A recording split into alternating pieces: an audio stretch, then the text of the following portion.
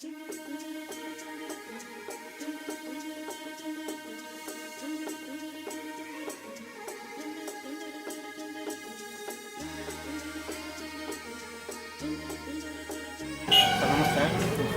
Sir, ನಿಮ್ಮ ಹೆಸರು?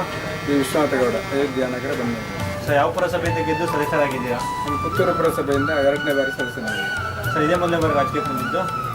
ರಾಜಕೀಯದಲ್ಲಿ ಸಾಧಾರಣ 30 ವರ್ಷದಿಂದ ಇತ್ತು. 30 ವರ್ಷದಿಂದ ಒಡನಾಟ ಇದೆ ನಿಮಗೆ. ಓಕೆ ಸರ್, ರಾಜಕೀಯಕ್ಕೆ ಬರೋಕ್ಕಿಂತ ಮುಂಚೆ ಏನು ವೃತ್ತಿ ಮಾಡ್ಕೊಂಡಿದ್ರಿ? ರಾಜಕೀಯ ಬರುವಾಗಲೇ ನಾನು ಕಾರ್ಪೆಂಟರ್ ವೃತ್ತಿ ಮಾಡ್ತಾಯಿದ್ದೆ. ಈ ಕಾರ್ಪೆಂಟರ್ ಮಾಡ್ಕೊಂಡು ರಾಜಕೀಯದ ಕಡೆ ಹೋಗಿ ಹೇಗೆ ಮುಡ್ತು ನಿಮಗೆ? ಹೇಗೆ ಅಂದ್ಕೊಂಡ್ರಿ ನಾನು ರಾಜಕೀಯಕ್ಕೆ ಬರಬೇಕು ಅಂತ? ನನಗೆ ಚಿಕ್ಕದಿಂದಲೇ ರಾಷ್ಟ್ರೀಯ ಸ್ವಯಂ ಸೇವಕದ ಸದಸ್ಯ ನಾನು. ಎಷ್ಟನೇ ವಯಸ್ಸಲ್ಲಿ ಆಗಿದ್ದೀರಿ? ಸಾಧಾರಣ ಒಂದು 8 ವರ್ಷದಲ್ಲಿ ಆದ ಕಾರಣ ರಾಜಕೀಯ ಬೆಳೀತಾ ಬಂತು. ಅವಾಗಿಂದ ನಿಮ್ಮ ರಾಜಕೀಯ ಒಡನಾಟ ಶುರುವಾಗ್ತಾ ಬಂತು. ಓಕೆ ಸರ್, ನೀವು ರಾಜಕೀಯಕ್ಕೆ ಬರೋಕ್ಕಿಂತ ಮುಂಚೆ ನಿಮ್ಮ ಫ್ಯಾಮಿಲಿಯಲ್ಲಿ ಯಾರು ರಾಜಕೀಯದಲ್ಲಿ ಇದ್ದೀರಾ? ನಮ್ಮ ಫ್ಯಾಮಿಲಿಯಲ್ಲಿ ರಾಜಕೀಯದಲ್ಲಿ ಯಾರು ಇರಲಿಲ್ಲ. ನೀವೇ ಮೊದಲೇ ಬಾರಿ ರಾಜಕೀಯಕ್ಕೆ ಬಂದಿದ್ದೀರಾ? ಅದು ಪುರಸಭೆಯಲ್ಲಿ 2 ಬಾರಿ ಸತತವಾಗಿ ಗೆದ್ದಿದ್ದೀರಾ. ಏನು ಅನ್ನಿಸ್ತಾ ಇದೆ ರಾಜಕೀಯ ಜೀವನ ನಿಮಗೆ? ಅದಕ್ಕೆ ಈ ಜಂಜಾಟದಲ್ಲಿ ದೊಡ್ಡ ಅಂಥದ್ದೇನು ಇಲ್ಲ. ಸಮಾಜ ಸೇವೆ ಮಾಡಲಿಕ್ಕೆ ಒಂದು ಅವಕಾಶ, ಸಮಾಜ ಸೇವೆ ಮಾಡೋಕ್ಕೆ ಒಂದು ಅವಕಾಶ ಸಿಗುತ್ತೆ ಅಂತ ಹೇಳೋದು. ನೀವು ಯಾವ ಪಕ್ಷದ ಫಾಲೋವರ್ಸ್ ಆಗಿದ್ದೀರಾ? ನಾನು ಭಾರತೀಯ ಜನತಾ ಪಾರ್ಟಿ. ಭಾರತೀಯ ಜನತಾ ಪಾರ್ಟಿ, ಬಿಜೆಪಿ. ಯಾವ ವಾರ್ಡಿಂದ ಗುರುತಿಸ್ಕೊಂಡ್ರಂತ ಸರ್? ಪುತ್ತೂರು ಪುರಸಭೆಯ 5ನೇ ವಾರ್ಡ್, ಬನ್ನೂರು.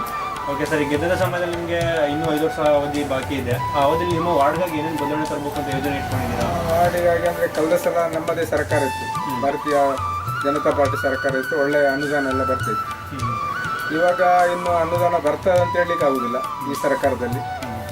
ಕಳೆದ ಸಲ ನಾವು ಕೇಳಿದೆಲ್ಲ ಆಗ್ತಿತ್ತು, ಎಲ್ಲ ಕಾಮಗಾರಿಗಳೆಲ್ಲ ಆಗ್ತಿತ್ತು. ಏನೇನು ಬದಲಾವಣೆ ತಂದುಕೊಂಡಿದ್ರು ಹೋದ 5 ವರ್ಷದಲ್ಲಿ? ನೀರಿನ ಸಮಸ್ಯೆ, ದಾರಿದೀಪ, ರಸ್ತೆ, ಚರಂಡಿ ವ್ಯವಸ್ಥೆ ಎಲ್ಲ ಮೂಲಸೌಕರ್ಯ ಆಗುವಂಥದ್ದನ್ನು ಸಾಧಾರಣ 75% ಮಾಡಿದ್ದೇನೆ ಅಂತ ಒಂದು ಸಮಾಧಾನ ಇದೆ. ಈ ಅವಧಿಯಲ್ಲಿ ನಿಮ್ಮ 5ನೇ ವಾರ್ಡ್ಗಾಗಿ ಏನೇನು ಬದಲಾವಣೆ ತರಬೇಕು ಅಂದ್ಕೊಂಡಿದ್ದಾರೆ? ಈ ಅವಧಿಯಲ್ಲಿ ನಿಮ್ಮ ಸಾಧ್ಯವಾದಷ್ಟು ಇನ್ನು ಬರುವಂಥ ಅವಧಿಯಲ್ಲಿ ರಸ್ತೆ, ಕೆಲವು ರಸ್ತೆಗಳು, ಒಳ ರಸ್ತೆಗಳೆಲ್ಲ ಬಾಕಿ ಇದೆ.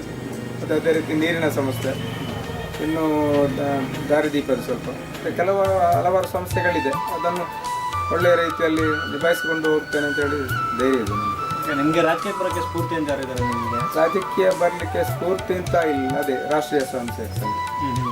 ಚಿಕ್ಕ ವಯಸ್ಸಲ್ಲಿ ಏನಾದರೂ ಕನಸಿತ್ತು ನಾನು ರಾಜಕೀಯಕ್ಕೆ ಬರಬೇಕು, ಸಮಾಜ ಸೇವೆ ಮಾಡಬೇಕು ಆ ಥರ ಏನಾದರೂ?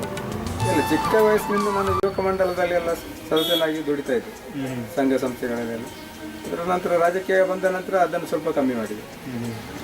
ಅದು ಮಾಡಿಕೊಂಡು ಹಂಗೆ ರಾಜಕೀಯ ಕಡೆ ಹೋಗಲು ನಿಮಗೆ ಗೊತ್ತಾ ಬಂತು. ಓಕೆ ಸರ್, ನೀವು ಈ ಸ್ಥಾನಕ್ಕೆ ಬರ್ಬೇಕಾದ್ರೆ ನಿಮಗೆ ಓಟಾಗಿ ಗೆಲ್ಸಿರೋಂಥ ಮತದಾರೇ ಕಾರಣ.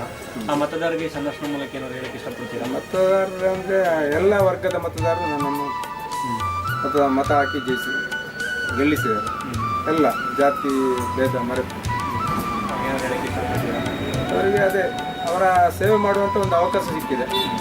ಕಳೆದ 5 ವರ್ಷದಲ್ಲಿ ಅವರು ಹೇಳಿದಂಥ ಎಲ್ಲ ಕೆಲಸಗಳಲ್ಲಿ 75% 80% ಮಾಡಿದ್ದೀನಿ ಅಂತ ಆತ್ಮ ತೃಪ್ತಿ ಇದೆ ನನಗೆ.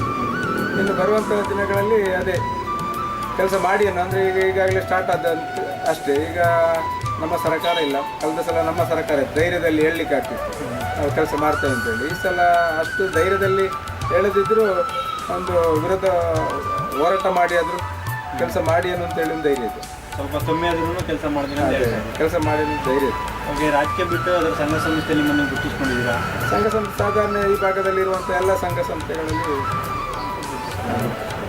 ಓಕೆ ಸರ್, ಇಷ್ಟು ಸಮಯ ಕಾಲ ನಿಮ್ಮ ಮನವ ಮತ್ತು ನಮಗೆ ಹಂಚ್ಕೊಂಡಿದ್ದಕ್ಕೆ ಧನ್ಯವಾದಗಳು.